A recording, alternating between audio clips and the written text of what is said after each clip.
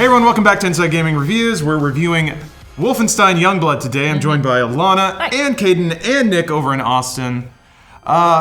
This is an interesting game. Interesting. I'm gonna just say off the top, I'm really disappointed. Throw that out there. But I also had a lot of high hopes coming into this. I'm a huge fan of Machine Games. I've loved the talent that's there, all back Chronicles of Riddick, The Darkness, and then New Order, one of my favorite shooters. This is a bummer for me. I don't know about you guys. Lana, how did you feel about it? I agree. It's not that I think it's a poorly made game, but it's not the game that I wanted, which is Wolfenstein, but co-op. It's not that. It's more like a Destiny, Division, Far Cry type thing that I did not expect and I didn't get any indication from when I watched any of the marketing stuff. So also a little disappointed, but that doesn't mean that nobody's going to like it. I don't think that that's the case here. Sure. Caden, how did you feel about it? I actually kind of went into this expecting something much lighter based off of the price point. So it's okay for what it is, and it's nice to think of it as like an offshoot to the main series, and it becomes more favorable in that light. And it seems like it's setting up something even bigger. Nick, what were your takeaways? I kind of echo Caden a little bit. For $30, I thought it was going to be something a little lighter, but it feels more like a $40 game. Not like a huge difference in price or quality or anything like that, but I had a good time with it. I didn't love it, and I completely agree about it feeling kind of like a looter shooter because looting and shooting is exactly what I did the whole time. But it's a pretty harmless $30 investment, I think, if you're just looking for something to do with a friend. That's a good point. Yeah, I think the undercurrent through all of this is that it is priced appropriately. Yeah. And it's got a buddy system, too, that can actually cut down on the cost if you feel like cutting a friend in and Venmoing money around. We'll get to that in a minute, but let's talk about the basics here. I think the highest point and the thing that Wolfenstein, or really id Software games have always been really good at, is just the shooting feel. It's really responsive, it's really fast, it just feels good to shoot Nazis in the head, and that's not a simple thing. I think there's kind of a black magic that can go on to make a game feel really responsive and tight. So that's cool. I also think so there's a game like Destiny that also has a very good shooting feel. But Destiny's kind of that Bungie style of like a hallway into a big room, into a hallway into a big room. Sometimes there's jumping puzzles in between. This game is a little more Wolfenstein-y in its level flow. Yeah. The rooms are more like Doom-style combat arenas, which is they have like spikes of cover and different levels and side paths that you can flank around on and stuff like that. So I appreciate that. The level design is a mark above what you'd find in a Far Cry or a Destiny. Yeah, there are a lot of options. Sometimes you can jump onto a balcony and then get into a building to wait for your health to come back up, and then there'll be a back entrance you can sneak through. So I felt like I was, at least initially, before I got very used to the levels, because you are playing in the same places over and over and over again, constantly surprised by how much variety there was in terms of my vantage points and where I could place myself that would best suit whatever weapon I was using. So there's definitely a lot of fun in shooting Nazis in this game. Yeah, but I feel like for some reason, I guess they thought that wasn't enough, or they didn't have the time to make enough bespoke levels to kind of tailor around that experience, because there's leveling. Hooray. I don't know. I'm kind of burned out on just arbitrary vestigial RPG mechanics. In this game, you level up. It just gives you a flat 2% damage buff and a skill point every time you level. And then you just level up in accordance with other enemies that just have a number thrown over their head that makes them harder for no reason. It just feels increasingly arbitrary. The further we get away from, it doesn't have loot. It doesn't have stats aside from the attachments you can buy for your guns, which is something. But the further we get away from RPG mechanics that actually matter and mean something, it feels like it's thrown in there because that's what people want. Like, oh, we like leveling up, so let's put in leveling. And honestly, on a larger scale, that's kind of what I feel like the whole game is. They just took the shooter experience from Wolfenstein and threw in a bunch of stuff that they thought people would like, as opposed to maybe having a more cohesive creative vision. I don't know, Caden and Nick, how did you guys feel about just the gameplay experience in general? I really liked the Wolfenstein-y map design, because like you said, in Destiny and stuff like that, it is basically hallway after hallway. In this one, I don't know, I was running around. There were very few times where Caden and I were bunkering down in one location trying to hold down the fort to take over, to overcome some really giant robot or something like that. That did happen a couple of times, but for the most part, we were using our agility and movement traversal and all that stuff to our advantage, and that made the game more fun for me. I can see that. At some point, we did find one gun that kind of made everything completely arbitrary. And on top of that, I outleveled Nick by playing solo and then invited Nick to my game later, and his level made no difference. He was totally okay fighting enemies that were way outleveled for him. They went down just as easily, or very nearly as easily as they did when we were playing co-op just the night before. I'm normally the stealth type of guy. I like trying to throw on the extra challenge or objective of going through undetected, but not only did I have more fun, I think, running and gunning everywhere I went and just trying to do like really cool like slides and death from above type things, I think it's actually more effective. Yeah, I think in the first mission, Lawrence and I were playing stealthily, and then that dropped away really quickly. Yeah, the thing about stealth is stealth is most helpful when it helps you more easily take down tough opponents. I don't think I've ever successfully snuck up on the giant robots. Yeah, you're right. I mean, that was kind of the classic Wolfenstein experience, like New Order and to a lesser degree Old Blood, is that it operated in two modes. You'd come into an arena filled with enemies, and it was sort of that survey and execute kind of gameplay. This game, stealth is basically arbitrary. I got so sick of hearing that alarm go off because it goes off every time. It does. I don't know. To me, it was just like, it was paying lip service to what made Wolfenstein's stealth and action mechanics work so well together, in just a kind of, again, arbitrary way. There is another mechanic that plays in, is that there are different armor types. Two different armor types. Certain kinds of guns are effective against the boxes, and other kinds of guns are effective against the slivers. Again, this is just like, it's a dumbed down, stupid version of how gun mechanics actually worked. So in something like Doom or in the original Wolfenstein, you need to pick your guns based on their properties. If something's long range or silenced, or the kind of enemies you're fighting. Is it a cluster of very small, low HP enemies? Then use AoE guns. If it's one very powerful enemy, use like a long range, high DPS gun. In this game, it's just match the shapes, which can get really annoying because they'll mix the armor types together in a giant cluster. It just got annoying. It's sort really. of like the pretending to have enemy variety, and there are big guys, and then dogs that explode, and then drones, which are very annoying. There is some, but for the most part, it is just try to use a different weapon, and you don't actually need to. At a certain point, I refused, and I just was using my shotgun when it had ammo, and would only switch when it ran out of ammo, and I was completely fine. So again, it's a lot of this level system just feels very arbitrary. And before we move on from the level system, I did want to mention there are microtransactions in this game. We haven't been able to actually see them in action yet because we've been playing it before the game's actually released, but... Yeah, the stores are never open pre-release, which is an interesting thing going on. Yeah, it'd be nice to be able to tell you the value of things, but there are 3 separate currencies. One is coins that you get from sort of doing quests that let you unlock skills. One is the silver coins that you will find pretty readily throughout the world in chests or just laying around, and you can buy a bunch of cosmetic stuff with those. You also get all your weapon upgrades with those, and then there are gold bars, or that's what they look like at least, which we haven't been able to use yet, which when you try to buy them, will send you to the Steam page. So that's what is gonna buy, I think, a lot of just the different looking suits for the most part. There's skins, there's cosmetics. We can only hope that the real money transaction stuff is limited to that. You can buy gun upgrades and attachments and stuff. It's possible you can use real money for that too. But you get enough in-game currency that you can pretty much go through that stuff. And a lot of it's level locked, again, for no reason, just to justify there being levels, so whatever. Let's move on to how the game is sort of structured. So there is a hub area that has NPCs and quests, essentially. Same old thing, you run up to them, you hit E or use, it goes into your journal, and then they give you some soliloquy about how their uncle fought and died, and now they need you to go get his hat. That's basically it. The hub does kind of have some of that Wolfenstein DNA in it. You know, there are NPCs that will just talk to each other, and then you get some of the texture of the world through that. But the writing is not as good as it has been. And certainly I think the pace of the game doesn't really make you feel like you should spend any time caring about any of these people or listening to what they have to say. Not a lot of cutscenes, none of them have very much personality, which is a thing that I love in Wolfenstein, is getting attached to all the people in that area around me. And the hub itself is also a lot less interesting than I think it has been in the last 2 games, where it's just the catacombs and it's kind of oddly designed, whereas I feel like the submarine was incredible and easy to navigate and really fun to walk around, whereas this one, I was just like, refill my ammo and then let me leave, please. Yeah. Oh, you also use it as sort of a fast travel hub. So when you go out into the levels, which themselves, it is still sort of that Far Cry vibe of like, we made a space, and then quest designers came through and just dropped nodes everywhere for you to go and run and slap a button.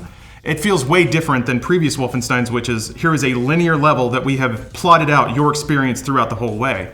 So it just feels kind of loose for that reason, because... Yeah, they can't really control how you're going to approach anything because they don't know which quest you're going to be doing in that same area that you'll go to over and over and over again. And there aren't that many different areas either. Yeah, it's just all in Paris. Yeah, it does also mean that you fight the same enemies over and over again because they respawn. Yep. And respawn very quickly, too. You can be in that level just once, and everything, if you go through one gate and come back through that gate, seems to respawn, so... That's kind of where the game gets a lot of its length, too, I think, is they only built, I'm just rounding about, 10 to 15, main areas that you have to separately load into, something like that. And you kind of just run through them over and over again, doing quests, or grabbing quests or going to different objectives, and then the enemies kind of pad out the time in between. So you feel kind of like you're getting more bang for your buck, but when you step back and really think about it, you can kind of see how they sort of try to cheaply and efficiently make the game last longer. Yep, that you've nailed it, Nick. Before long, I just started sprinting past them all because I was like, these guys don't matter. They're just going to respawn. Yeah. And it's not an interesting combat situation either. It's just dudes. And again, the combat is fun, but when you're doing it in the exact same arena against the exact same enemies, where the only difference is that the number above their head has changed, but your number has also changed, so it doesn't mean anything. It just feels like there's no point. Yeah, and on that note too, this is something I think a lot about with Destiny. In a game like Wolfenstein, player skill matters because all of the encounters have been crafted and tuned to a certain experience, so the skill threshold you have to meet can actually be definite. Playing on hard means something because the enemies have more health or require a different approach, which can sometimes make you play differently, which is great. That's the whole point. But in a game like this, the X factor of player skill starts to matter less and less. So if you come into an encounter and you're slightly underleveled, theoretically you just have to be better at the game. Except not really, because it just makes enemies bullet spongy, so you just hide around a corner, reload, shoot, reload. The difference between leveling is really just the amount of time it takes you to get through kind of brain-dead enemies, as opposed to really having to play smart, which is a bummer because the game is co-op, and you'd think that they needed to lean into that more. Sometimes there was an enemy with a gas tank on their back, so one sister needs to be over there, and the other one needs to be over there, so they can shoot him in the back. It's fine. I don't know. It's fine. Again, it doesn't cost $60. And it depends if you're really that cash strapped, then sure. But I'd like to think that, I don't know. For me, I'm more like I want novel experiences in video games. It's not so much a time versus money experience for me. But that's where I'm coming from. So maybe I'm a little too hoity-toity about it. Well, we can talk about an aspect of the game that is a bit more meaty, which is what basically everything is building up to, which is raids. There are 4 raids in the game. Nick and Caden, how did you guys feel about those? This is where everything falls apart for me. Again, the levels and everything, they don't feel very Wolfenstein, and the whole world is bland. I mean, everything feels very samey. You'll get lost and turned around super easily. The raids are laughably easy, especially with the ability to just sprint past everything. There is really no tactic to get through anything, and the bosses are just big, bullet sponges. The game is fun, but it's not interesting to explore in any way, and these raids are no better. Yeah, my biggest gripe with the raids is that if you die, which I did in the 3rd raid, you get sent back really far, and it's not like a Destiny situation where it tells you that there's a no respawn zone. I had no idea, so I was being a little bit careless because I was like, I'll respawn in the last room or whatever. I think it sent me maybe 20 minutes back, which was infuriating because that level wasn't interesting to begin with, but there was one of the raids, actually 2 of them had some kind of cool platforming stuff, which I would have liked to have seen more of in the open world. So there's some stuff there that does feel a little bit different, and the enemies in the raids at the end are huge, and it's an exciting spectacle, and it's a little harder to stay alive when everything's exploding, but just not quite enough. Yeah, I should point out that calling them raids is being very generous. Yeah. Because typically in an MMO, a raid has a bespoke mechanic. You have to stand on this thing while shooting that thing, and then people have to do this in this order and hit these buttons. None of that is... No. A Wolfenstein raid is just a level. It's an actual level as opposed to an open zone where they just throw buttons everywhere that you have to hit, or cards you have to pick up. So, and there are 4 of them. That's it. Again, discount game or whatever, but 4 levels, man.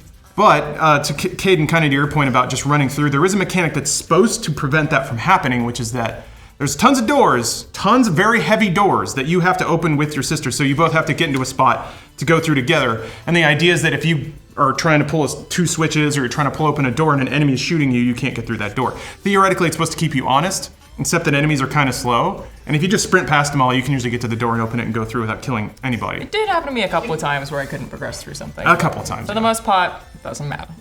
Here's the fun part about that. It gets even easier in single player. If you just keep mashing the thing, the other sister will just magically teleport to you. So, and that happens when you get downed as well. So the game gets stupidly hard for some parts in co-op, which are made super easy in single player, which seems backwards to me. Yeah, well, yeah, I mean, that's the thing though. Yeah, so if you're not playing co-op, the other sister is guided by AI. Yeah. And Caden is right. There are certain things that just auto-fire like a robot. So there's a pep system, again, trying to reward co-op play. You can like give a thumbs up or do a little robot dance, and it'll give armor or health to your co-op companion. Super helpful. It's helpful, but if you're playing with AI, they do it like meticulously whenever your health falls below a certain threshold. So I've been in firefights and I'll take a hit and bang, instantly pepped. So it is like having a pocket heal that just fires automatically when you're playing with AI. I get it. You never ever want an AI companion to be the reason you die, which actually did happen. Sometimes I'd be trying to be revived and my AI person would just be stuck on a ledge staring at me and drooling. Oh wow, I didn't get that. Yeah, this was during the last boss fight, Yeah. which I have not been as frustrated at a last boss fight as I was with that. But I don't want to spoil anything if people are excited for this. I think that implies that there is some story stuff to be had. So if we jump into the story stuff, Yeah. there's a big opening cutscene that's pretty chunky that I was like, maybe BJ will be in this a lot. I was wrong. Yep, they took him away. Yeah. Which is fine. The whole game is the story of trying to find BJ again, which sounds like junior high for me. Hey, but so the story revolves around BJ and Anya's children, Soph and Jess. They're weird. You're kicking ass, Jess. Yeah, it's very hammy, and in a way, like sometimes it works, sometimes it doesn't. I've kind of fallen in the middle. What's weird is they behave like 12-year-old boys. Like they're very snort giggly, immature, eye rolly. It's kind of more of a Borderlands vibe. It's just a cringy, a lot of like, yeah, dude, sick, gnarly, radical. It's broy, which whatever. Just unexpected. Yeah, I think that's a good way to describe it. And also just tonally not what I was expecting from a Wolfenstein game. I get it, these games are pulpy and dumb, but they had a self-seriousness to them, which I always loved. So BJ is like... running around being like, Caroline, yeah, exactly. give me your wings. Exactly, yes. He's worried about dying and what's going to happen to his kids. Like, there's a lot of stuff that goes on there that's very emotional. This is completely void of that. They don't even really seem to care that BJ's missing. They pretty much never reference it. They're just like, yeah, bro, let's shoot some Nazis. And that's it. There was a certain sort of like morose charm about BJ being endlessly depressed and a Nazi murder machine. Like that was an interesting character. Having these like basically junior high kids get in slap fights on elevators in between murdering a lot of Nazis. It doesn't quite have the same hook, although I still appreciate the investment and the effort to develop them as characters. Yeah. But I don't know. To me, very middling results. I remember them, and if they show up again, I'll probably want to play that game. Yeah. But it wasn't a smooth ride. I'll say that. I don't know, Caden, Nick, how did you feel about the main characters of this game?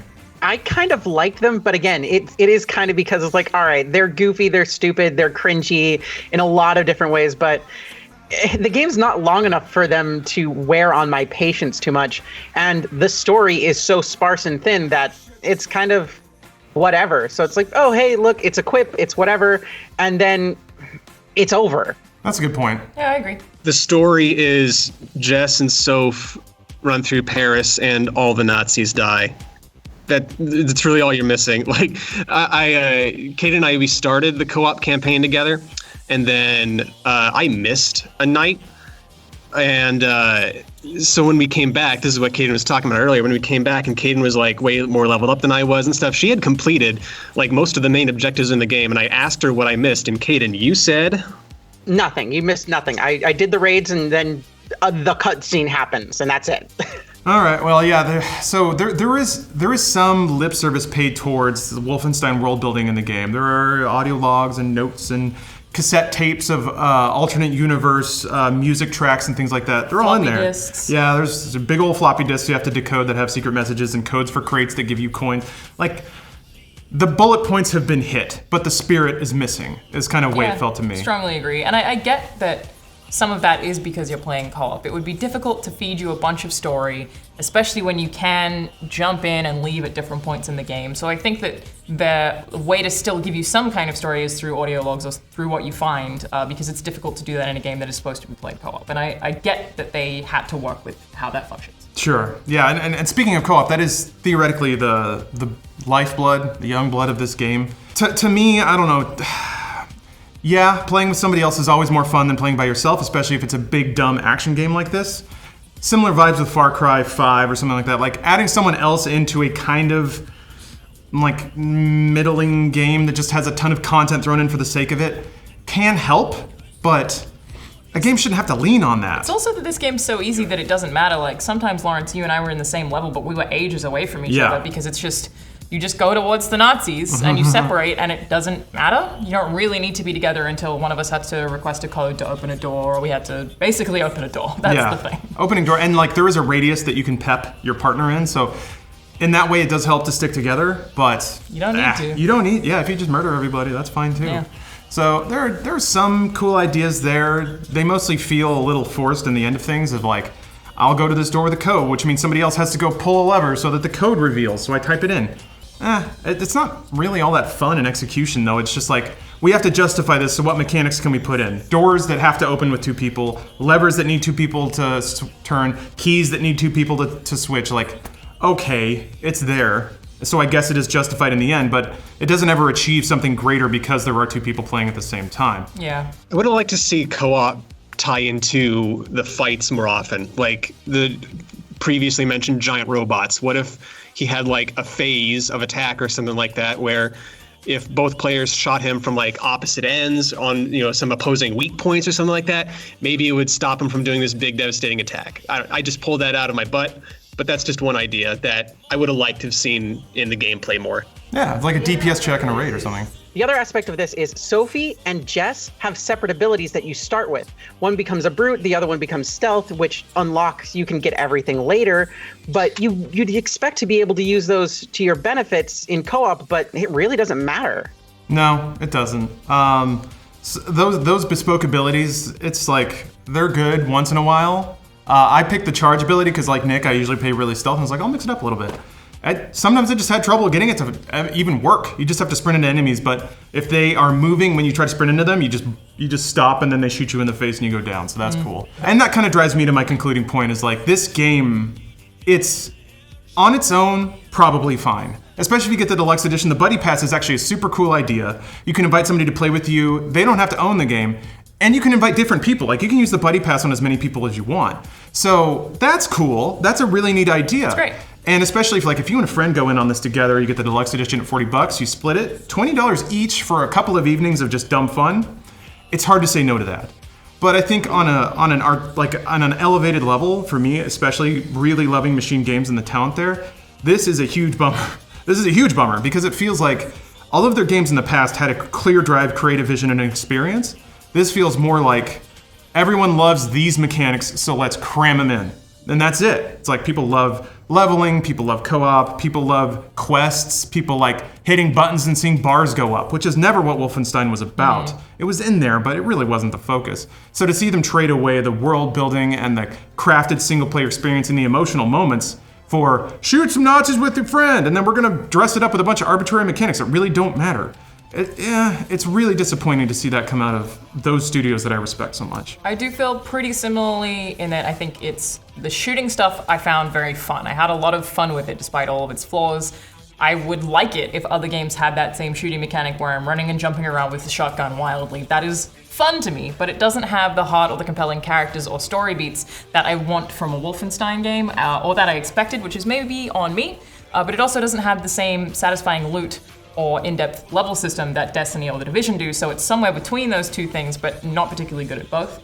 And there's also just, a lot of it is clearly designed with microtransactions in mind, which isn't what I expect from this series. Like, why would you even want to buy upgrades when it's just a co-op game and the only person who can see your skin is one other. It just seems weird. So I still think it's fairly well made. It's just not for me. I do think a lot of people will enjoy playing it. Weirdly, my number one biggest gripe of all of the issues with the game is that you can't pull the map up. Yes, that is so bad. It's infuriating. There's no text chat either. There's a lot of things that should be in the game and aren't. Yeah. Anyway, Kate and Nick, what are your concluding thoughts here?